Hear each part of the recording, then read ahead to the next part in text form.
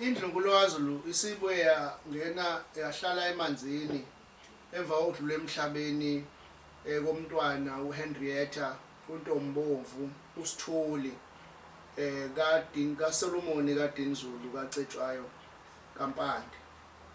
Umntwana bese kukuphela kwakhe obesesele kubo bonke abantwana abazalwa inkosi uSolomon. Umntwana uhambe ngosuku lwangomhla ka-21 lapha enkonjeni esibhedlela. Umntwana ke wayegane kwaKhuzwayo eMfanefile lapha eMelmont. Uhamba umntwana emhlabeni useneminyaka eyikhulu neminyaka emibili njengoba umntwana azalwa ngomhla ka-5 ku-April ngo-1923.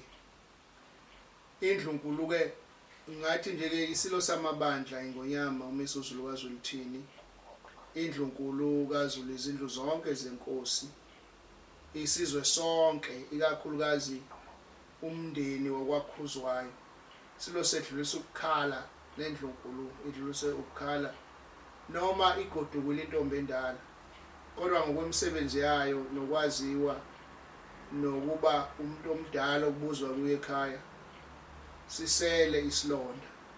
Sithi nje umuntu omdala umntwana wentombazane, umntwana uHenrietta ahambe kahle. Umntwana ke uzobekwa emathuneni lapha eOndini ngomgqibelo mhla ka-26 kuye uNtulikazi. Emva kwenkonzo ke ezoba seSt Joseph kwiparish elapha eBnorth ngehora lesishagalolunye. Sithi nje umntwana aphumule ngokuthula nabesilo.